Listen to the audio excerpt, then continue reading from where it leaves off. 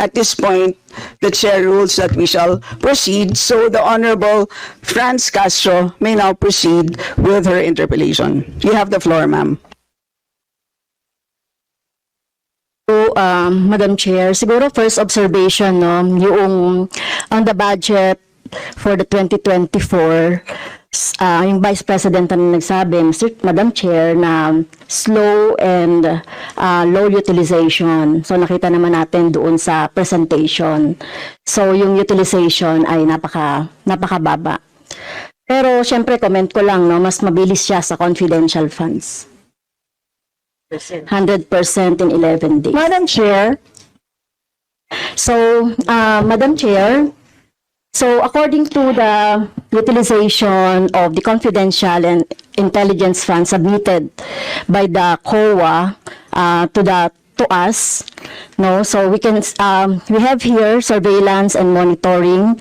Sabihin ko lang, Madam Chair, no, yung purchase of information out of 125 million confidential funds in 2022, purchase of information 14 million, payment of reward 10 million, rental and other incidental expenses relative to the maintenance of safe houses 16 million, purchase of supplies 35 million, provision of medical and food aid 40 million, payment of incentives or traveling relative to confidential operations, 10 million.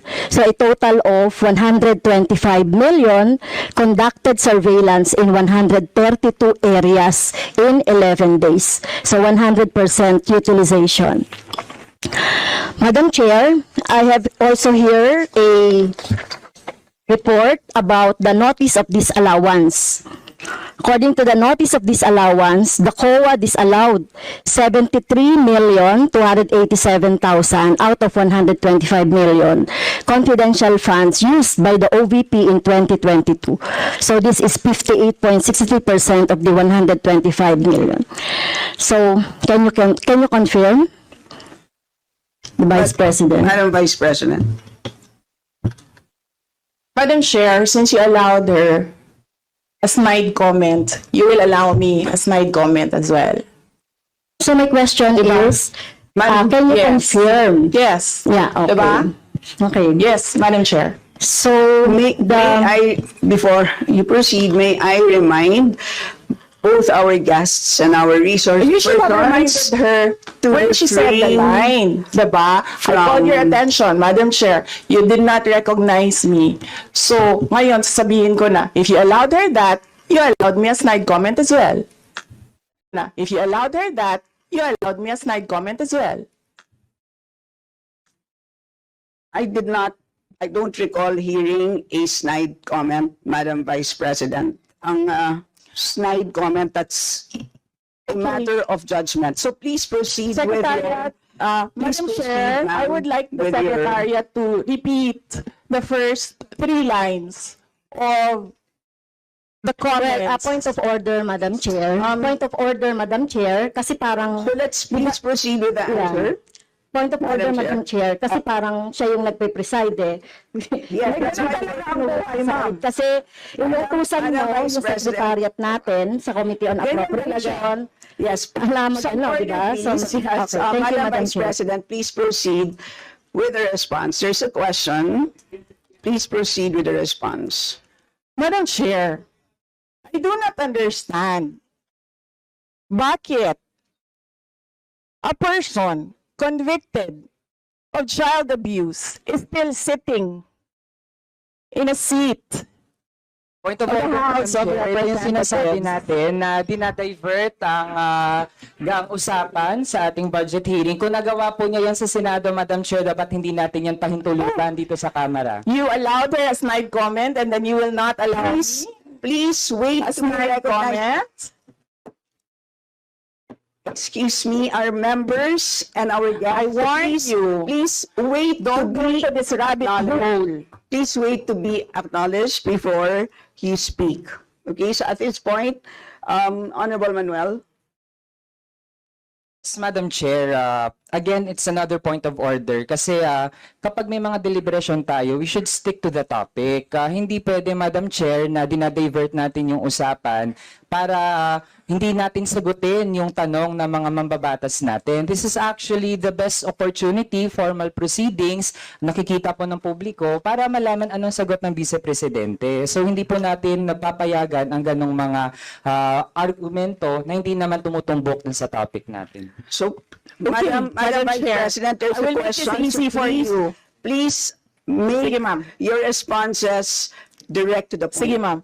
I will make this easy for you. What rules are we using for this budget hearing? We have our rules Yes, ma'am. adopted by the Committee on Appropriations. Right, okay. We searched for that rule. So we only found the general rules. So we have a copy of the rules for the budget hearings.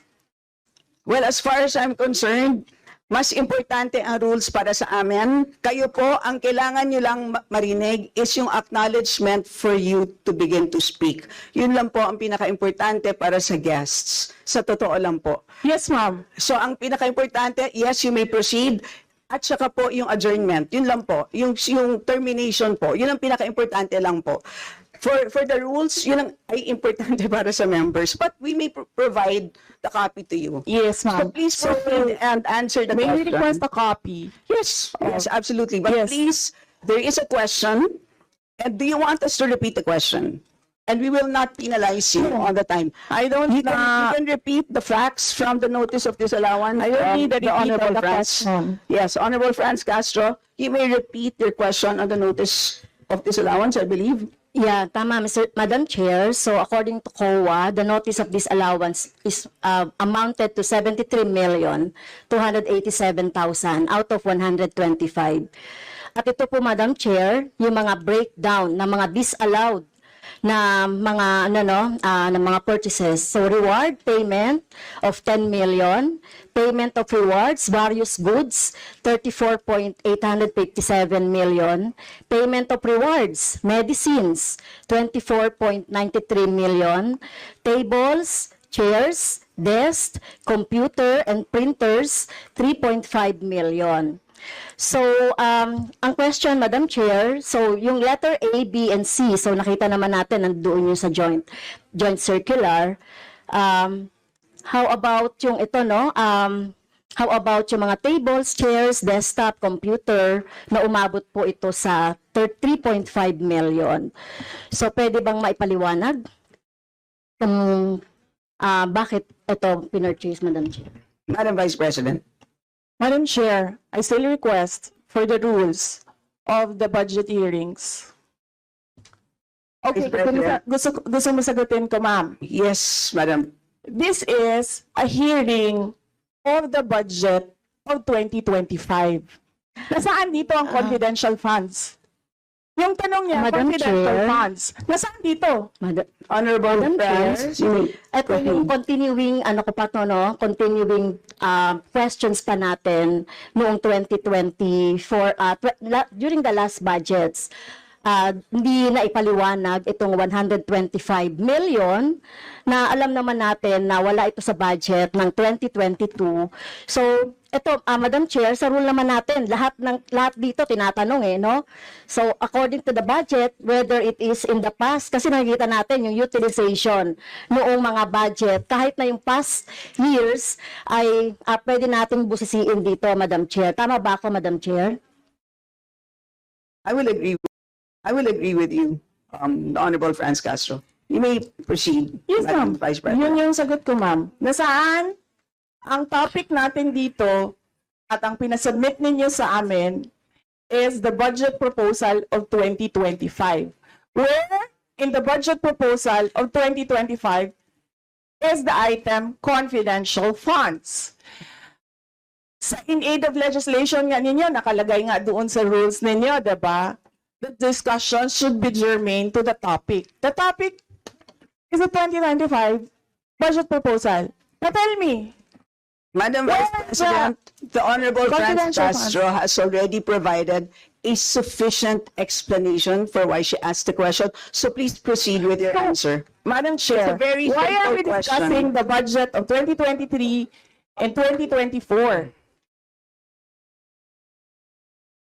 Honorable friends, Castro. So kung ayaw niya sagutin, Madam Chair, so let me go through na lang with my question kasi related naman ito. Remember, Madam Chair, question natin ito noong last year at yung 125 million na ito ay hindi ito maipaliwanag, no? Dahil nga confidential no? Nagtago sa word na confidential.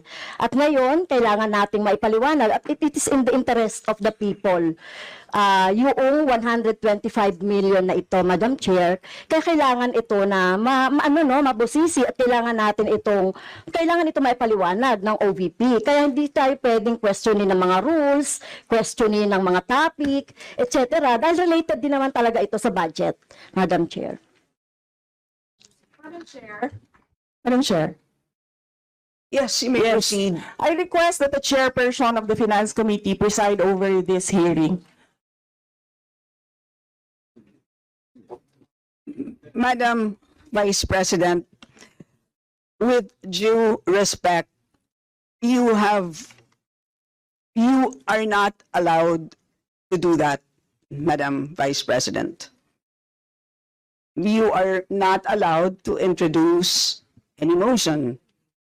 You are a research person in this Not- hearing, Madam President. I did Vice not move, President. ma'am. I requested, same as vein. your research person, I requested So that the your request chairperson is of the denied, committee. Madam Vice President. Just please answer the question. The issue on confidential funds falls squarely within our discussion of your 2025 budget. Narinig mo yung sinabi niya, ma'am? Narinig mo yung please proceed. nakikinig ka sa kanya kanina? Absolutely. Walang rules dito. Please proceed and answer the question. It's a very simple question. Di ba? Please explain the specific spending on those items that she enumerated, amounting to a total of, honorable friends, do you want to Amounting repeat to a that? total of 73.287 million. So, dahil may notice of disallowance, so ibig sabihin, Madam Chair, illegal ito at not in accordance with the joint circular by the COA, BBM, and other related agencies. So kung ito ay dinisallow, so ibig sabihin illegal yung paggamit nito. Madam Chair, nitong mga items na binanggit ko po, Madam Madam Chair. Chair, you Madam cannot Vice President. you cannot allow a member of the House to just claim that it is illegal. That is a notice of disallowance. That is a procedure inside the Commission on Audit. Hindi sa upuan niya. Honorable friends, Okay, thank you, Madam Chair. So, thank you for the explanation, Vice President. Okay, next. According to accomplishment report of OVP, it spent 10 million for payment of reward. So, Madam Chair, in 11 days, ilang tao kaya at magkano kada tao ang reward? In fact, COA disallowed the whole amount spent by OVP for payment of reward. Hindi ba, Madam Chair, questionable ito? Madam Chair, the invitation letter that we received from the House of Representatives. Dear Vice President Duterte, the House Committee on Appropriations will hold briefings, hearings on the budget proposals of various departments, agencies, and corporations relative to the fiscal year 2025 National Expenditure Program as the basis of the fiscal year 2025 General Appropriations Bill. Nasaan? Sa presentation ko kanina, ang haba. Ang confidential funds. honorable friends, Castro.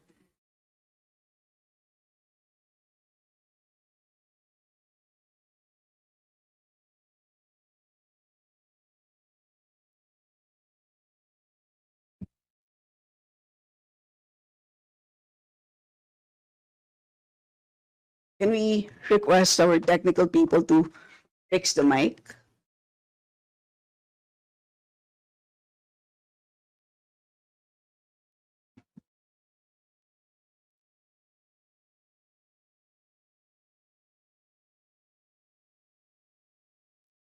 Naka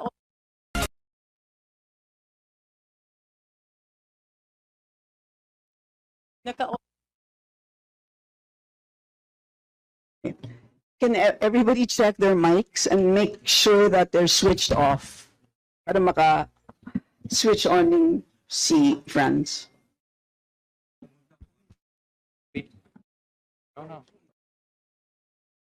Meron na ako. Meron na. Add even yata to.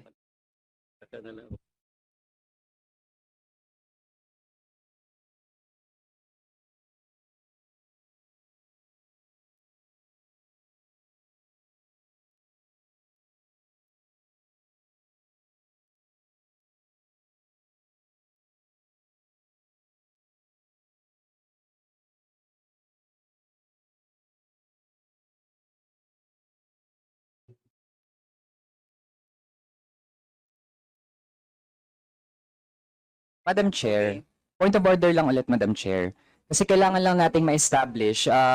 I would assume hindi naman po pinanganak kahapon ng ating resource person. Practice po natin sa Madam House Chair, that is a bago snide po- remark. na para po tayo ay makapagtalakay ng budget na pinopropose para sa susunod na fiscal year, chine-check natin paano din gumagastos yung mga ahensya even in the current year and in the past year.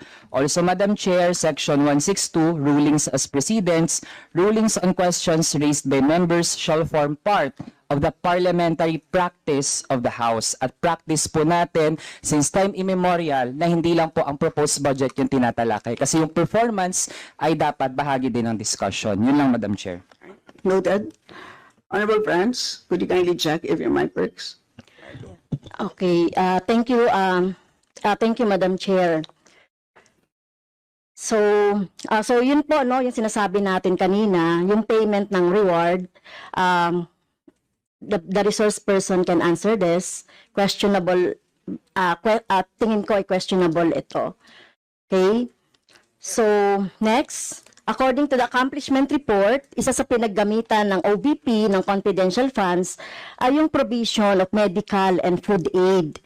This is not allowed under the Joint Circular number 2015-01 dahil kailan pa naging confidential fund ang pagbibigay ng ayuda. Or kung ito naman ay ginamit sa mga ginamit na tao o informant in 11 days. So paano kaya ginamit itong 14 million na ito, no, para sa medical and food aid in 11 days, Madam Chair? So yun yung tanong ko. Kung hindi ito ginamit doon sa mga aids, medical aid or food aid, pero paano kaya, Madam Chair, ginamit itong 40 million na ito as a medical and food aid ng ilang tao in 11 days? So yun po yung tanong natin, Madam Chair. Madam Vice President. Madam Chair, the subject of this hearing is the OVP 2025 budget proposal. We do not have an item of confidential funds in the OVP budget proposal. Honorable Franz. So, may I continue, Madam Chair?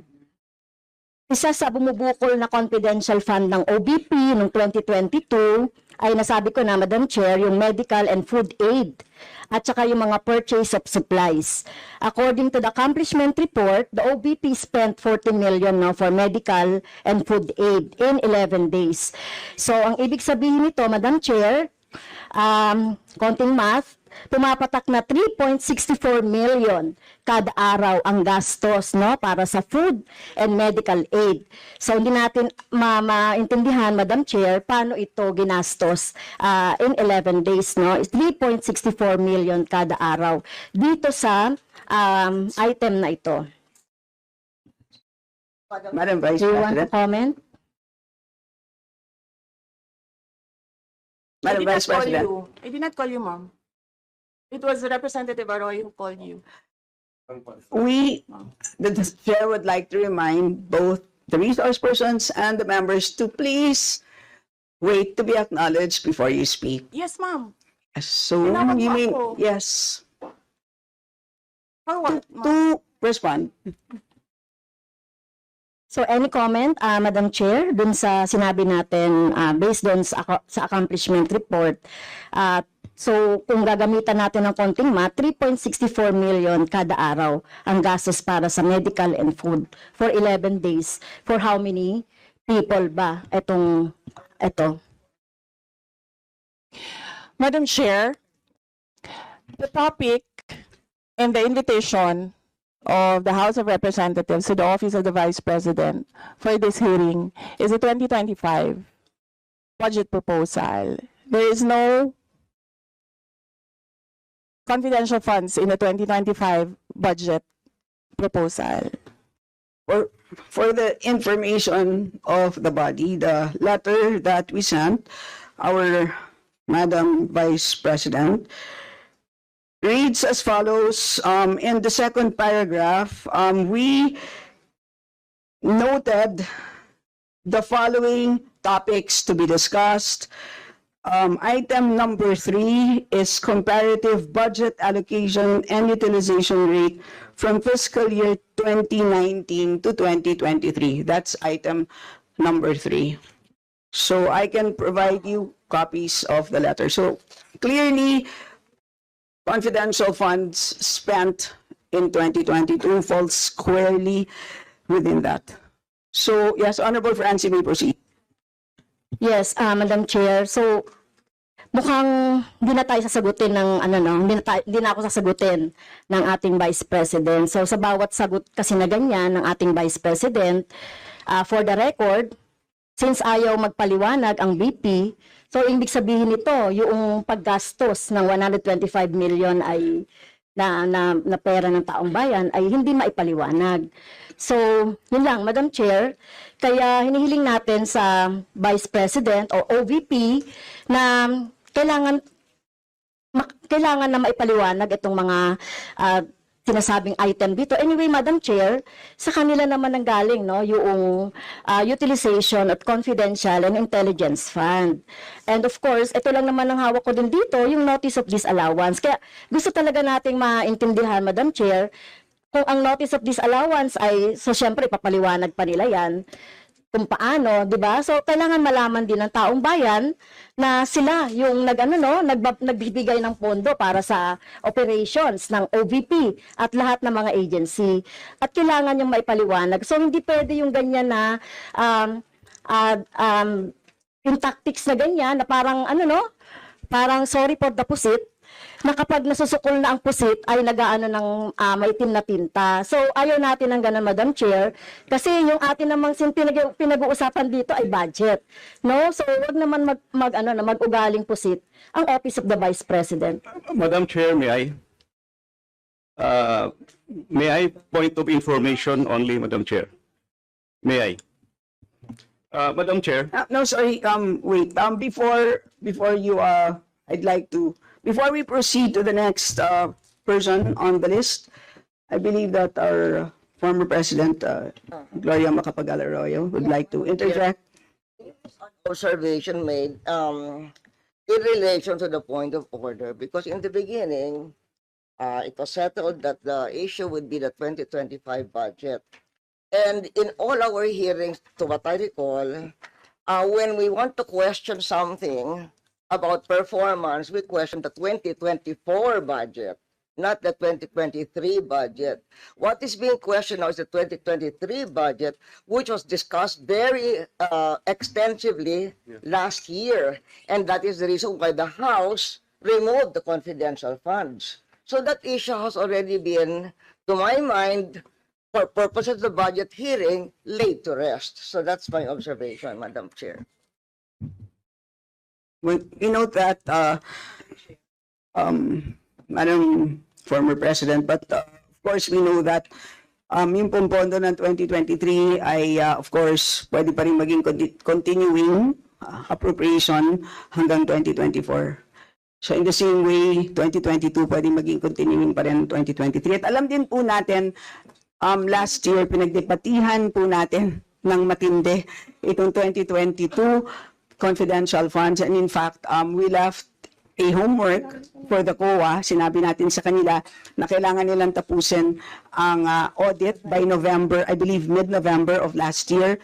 And since then, hindi na natin alam kung ano nangyari. So that's the reason for why tinatalakay natin ito. And it's a big amount of money. I believe we owe it to the people to understand what happened. Of course, tinanggal na natin noong 2024. Gusto natin malaman, tama ba yung ginawa natin? Kasi baka naman nagkamali tayo. So I think it's worth assessing what we did in 2024 in order to know what to do in 2025. So with that, let's proceed with our next Madam Chair, interpreter. may I? Is this just a point of order? Not a point of order, but We will I'm only, just we will, you may wish want to to say a be, rejoinder of what you may wish to be, unless it's a point of order, you may wish to be listed. I can put you here, sir. parliamentary inquiry, Madam Chair. Yes, you may. Parliamentary inquiry. May I ask if the resource person is required to answer a question that is related to a commission on audit notice of disallowance when she already said she's not going to answer.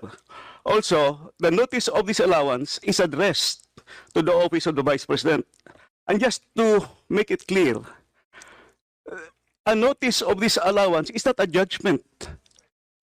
It is a request. It is an order from the Commission on Audit for the particular office to explain what are the particulars. At saka hindi na yan legislation side. That is already on the accountability side in the budget cycle. So, my parliamentary inquiry, Madam Chair, is that nagsabi na nga siya na hindi siya sasagot and it is related to the COA notice of disallowance. And, just to add, sinabi na rin ni former President, it was thoroughly discussed in the previous year. In fact, tinanggal sa budget ng 2024 yung confidential fund. And we know that there's a pending case on that also. To discuss that further might somehow prejudice or be biased whatsoever. So, yun lang po, Madam Chair. All right, salamat. On your inquiry, the only requirement is to provide a direct response on the question. Meaning to say, a response that is directly related to the question. Meaning to say, kung may question at ayaw niyo pong sagutin niyo ng diretsahan na hindi po ako sasagot dun sa tanong. Ang problema po kasi, ang response ay naging hindi related dun sa tanong. Halimbawa, may tanong, ang sagot ay paglalarawan doon sa nagtanong. So, hindi naman yon klaro na hindi yon directly related dun sa tanong. Kaya, yun po, I think it's a reasonable ask. If there's a question, you may or may not answer. You're not compelled. But you just please say, I do not wish to answer. That's it. At least we know it's a direct response. And with that, we move to the next Madam Chair. person on the list. Madam Chair. Madam Chair. Hindi na po tayo matatapos. Yan ang sinabi ko sa iyo kanina. Ayaw mo maniwala sa akin eh. Aabot talaga tayo ng bukas dito. Diba? Madam Chair. Is this an inquiry regarding? He said, Yes, and Yes, please, ma'am. I remind also Yes, our ma'am. resource persons to please act in a respectful manner. Pasensya na po, hindi po kasama sa poder ninyo ang pagpa-fire ng presiding officer ng hearing na to. So yes, you may so proceed if po. you allow members of the House of Representatives lines like what you just said, like pusit, bakit mo ako kinukrucify for saying a fact that somebody is convicted of child abuse sitting in the chair? Pusit, and then I cannot fire the presiding chair. So bakit? Yes, Bakit napaka one-sided nito, ma'am? noted po. Dahil ba madami kayo dyan sa kabila at nag-iisa ako dito? We note all your comments, ma'am, and let us now proceed. Thank you, Diba? ma'am. Thank you, ma'am. Madam Chair, point of order. Yes, the Honorable Benny Abante. I just came in and I hear this. We're not talking about the budget, we're accusing each other here. I'd like to find out from the resource speaker if this is the kind of hearing that we're going to have. Sir, I am not the presiding officer of this hearing. I know, Yes, sir. but the thing is, you're asking questions, Madam Chair. The resource Madam? speaker does not have any right to ask questions. Or do you have? Where is that Madam Vice in your President, rules that Madam a Vice resource President, person this is cannot a budget hearing. request for clarification? Some order, please. Some order, please. Yes, Honorable Benny Abante, you may proceed. I'm just asking a question to our resource speaker, you know, because she's asking a question and she's accusing some of the members of this committee. I just would like to find out if we are the ones that have the right to ask questions and her right is to answer the questions of the committee. Okay, so Yun we lang po sa akin yung point of order, Madam Chair. Yes. I think you understand me, Salamat. Madam Vice President, am I right? No, sir. I'm gonna ask the chair to ask you to clarify what are my Yeah, accusations. please wait to be recognized, ma'am. Pasensya na po. So again, I'd like to remind our resource persons that you are here, you're invited to answer, to present, and you've done that. Thank you very much. And at this point in time, you're here to respond to the questions of our members, and we request you to please respond in a direct way. So with that, I'd like to recognize from the majority